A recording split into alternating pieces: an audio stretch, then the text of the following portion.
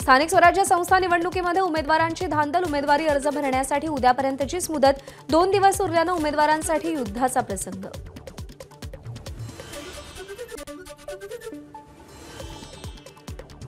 स्थानिक स्वराज्य संस्थांच्या निवडणुकांसाठी रविवारीही अर्ज स्वीकारण्यात येणार। राज्य निवडणूक आयोगाचा निर्णय। इच्छुक उमेदवारांना ऑनलाईन सोबतच ऑफलाईन पद्धतीने सुद्धा उमेदवारी अर्ज भरता येईल। आपण कट्टर भाजप समर्थक। भाजपच्या बिहारमधल्या विजयाचा आनंद। अभिनेत्री निवेदिता सराफ यांचं वक्तव्य। ठाण्यात एका कार्यक्रमात त्या बोलत होत्या। यावेळी भाजपचे आमदार संजय केळकरांचीही उपस्थिती। मुंबई महापालिका निवडणुकीत सोसायटीजमध्ये मतदान केंद्र नसतील। राज्य निवडणूक आयुक्त दिनेश वाघमारे यांचे निर्देश। मुंबई शहरात 553 तर उपनगरांमध्ये 100 सोसायट्यात मतदान केंद्र होती। शिवाजी पार्कमध्ये लागलेल्या बॅनरला मुंबईत भाजपचा पलटवार। दादरमध्ये लागलेल्या बॅनरची चर्चा। परिवाराचा नाही तर मुंबईचा सेवक तोच नगरसेवक। भाजपकडून ठाकरे बंधूंवर अप्रत्यक्ष टीका।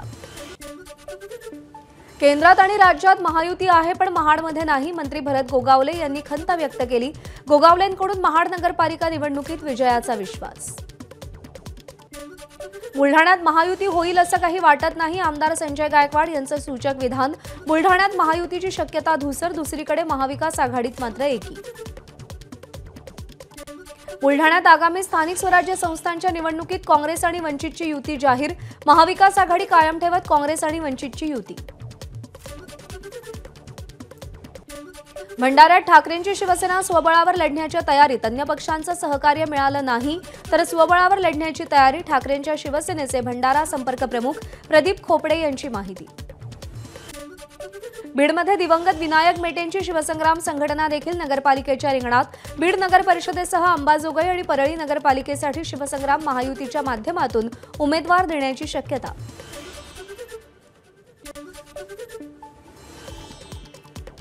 भंडारा नगराध्यक्षपदासाठी काँग्रेस आणि भाजपच्या उमेदवारांची घोषणा।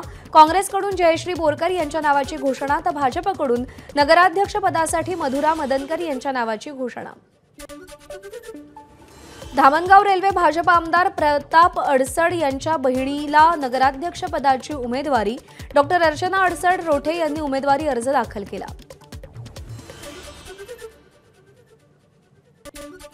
बिहार निवडणुकीनंतर भाजपमध्ये मोठे संघटनात्मक बदल होतील।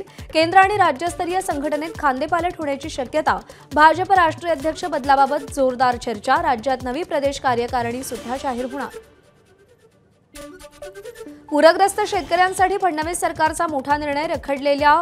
खरडलेल्या शेतजमिनीसाठी माती, गाळ, मुरुम, कंकर मोफत मिळणार। पूरग्रस्त जमिनीसाठी गौण खनिज रॉयल्टी माफ। निर्णयाची तात्काळ अंमलबजावणी करा। जिल्हाधिकाऱ्यांचे आदेश। गाळपाच्या अभावी शिल्लक राहिलेला ऊस एकरी 1 लाख रुपये देणार। व्हीपीकेचे चेअरमन मारोतराव कवळे गुरुजींनी हे जाहीर केले। नांदेडच्या उमरी, नायगाव, धर्माबाद, भोकर, बिलोली तालुक्यातील ऊस उत्पादक शेतकऱ्यांना यामुळे दिलासा मिळालाय। नवले पुलावर अपघात, 8 जणांचा मृत्यू। अपघातामुळे नवले पुलाच्या सुरक्षेवर प्रश्नचिन्ह। मुरलीधर मोहोळांकडून नवले पुलावर पाहणी। मुरलीधर मोहोळ आज बैठक घेणार। अहिल्यानगरमध्ये बिबट्याचा धुमाकूळ। बिबट्याला ठार मारण्याच्या परवानगीसाठी पुणे बायपास मार्गावर नागरिकांकडून रास्ता रोको आंदोलन केलं जाणार। खारेकर्जुने, इसळक, निंबळक गावातील नागरिक रस्ता रोको आंदोलनात सहभागी होणार। धावत्या वाहनांवर झडप घालण्याचा बिबट्याचा पुन्हा एकदा प्रयत्न। पुण्याच्या जुन्नरमधली घटना। ओतूर इथे बिबट्याची दहशत सुरू। 2 दिवसांपूर्वी याच ठिकाणी बिबट्यानं दुचाकीवर झडप घातल्यानं 1 जण जखमी झाला होता। नाशिकमध्ये ऑपरेशन बिबट्या यशस्वी। तब्बल 2 तासानंतर बिबट्याला जेरबंद करण्यात यश। बिबट्याच्या हल्ल्यात 3 जखमी। अकोल्यातही बिबट्याची दहशत। तामसी गावातील शेतशिवारात बिबट्याचा वावर। ग्रामस्थांमध्ये भीतीचं वातावरण। बिबट्याचा बंदोबस्त करण्याची वनविभागाकडे मागणी। पुण्यातील मुंढवा जमीन प्रकरणाचा अहवाल सोमवारी सादर होणार। दस्त नोंदणी पातळीवरील अनियमितता तपासण्यासाठी अहवाल सादर होणार। पुण्याच्या ताथवडे येथील पशुसंवर्धन विभागाच्या जमीन खरेदी विक्री प्रकरणी गुन्हे दाखल। तब्बल 26 जणांविरुद्ध पिंपरी चिंचवडमधील दापोडी पोलीस ठाण्यात गुन्हे दाखल। संशयित दहशतवादी जुबेर हंगेरकर बाबत मोठी माहिती समोर आली आहे। जुबेर हंगरगेकरच्या लॅपटॉपमध्ये 1 TB पेक्षा अधिक डेटा, जुबेरच्या मोबाईल आणि लॅपटॉपमधील फाईल्सची तपासणी सुरू आहे। जुबेर हंगरगेकरची न्यायालयीन कोठडीत रवानगी। साताऱ्यातल्या कराडमध्ये अशोक चौकामध्ये 2 गटात रात्रभर राडा, दगडफेक, वाहनांच्या काचांचीही तोडफोड, 2 गटातील हाणामारीत 3 जखमी, मोठा पोलीस बंदोबस्त तैनात। गडचिरोलीच्या कुरखेडा तालुक्यातील हुरियालदंड गावामध्ये 1,19,00,000 रुपयांचा गांजा जप्त, घराजवळच्या बागेत गांजाची लागवड केल्याचं उघड, आरोपी कृष्णा बोगा विरोधात गुन्हा दाखल। ऐन निवडणुकीच्या धामधुमीत नाशिक ग्रामीणमध्ये लाखो रुपयांचा मद्यसाठा जप्त, फळांच्या कॅरेटमधून मद्याची अवैध वाहतूक केली जात होती, सुमारे 19 लाख रुपयांचा मुद्देमाल जप्त। नाशिकच्या येवल्यामध्ये उसानं भरलेली ट्रॉली उलटली, 2 ऊसतोड मजुरांचा जागीच मृत्यू, 1 मजूर गंभीर जखमी, ट्रॉलीच्या बेअरिंगमध्ये बिघाड झाल्यानं जॅक लावून दुरुस्तीचं काम सुरू होतं, जॅक निसटल्यानं अपघात झाल्याची माहिती। सायन पनवेल हायवेवर खारघर टोलनाक्याजवळ अपघात, सीबीडीवरून पनवेलच्या दिशेनं जाणारी कार बॅरिकेड तोडून खाडीत कोसळली, कारमधील दोघांपैकी एकाचा मृत्यू। नांदेडमध्ये थंडीचे आगमन, कडाक्याच्या थंडीमुळे हरभरा पीक बहरलं, रब्बी हंगामाच्या वाढीसाठी पोषक वातावरण, त्यामुळे बळीराजा सुखावला। छत्रपती संभाजीनगरच्या वैजापूर तालुक्यातील महाल गावात बैल बाजारात यंदा उच्चांकी भावाची नोंद, शेतकरी रामनाथ बाजारे पाटील यांच्या 4 वर्षांच्या सर्जा राजाच्या बैल जोडीला 5,11,000 रुपयांचा भाव। जम्मू आणि काश्मीरमधील स्फोटकांच्या तपासणीदरम्यान स्फोट, पोलीस ठाण्यात ठेवण्यात आली होती 358 किलोग्रॅम स्फोटकं, फॉरेन्सिक टीम आणि अधिकाऱ्यांकडून घटनेचा तपास।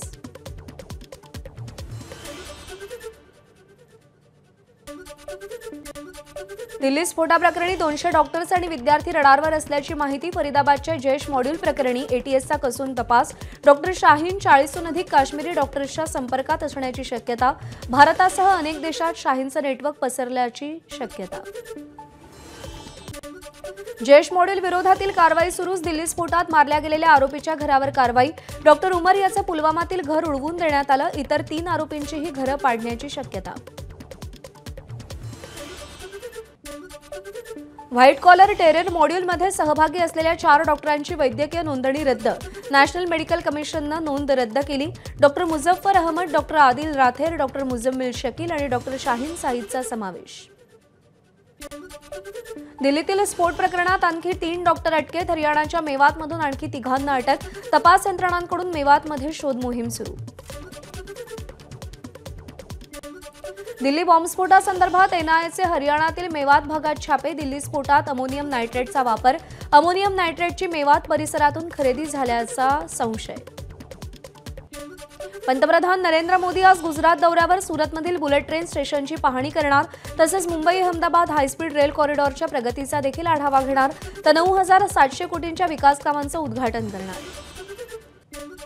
अयोध्येमध्ये 25 नोव्हेंबरला रामललाचं दर्शन भाविकांसाठी बंद राहणार, 25 नोव्हेंबरला अयोध्येतील राम मंदिरात ध्वजारोहण, मंदिराच्या शिखरावर धर्मध्वज फडकवण्यात येणार।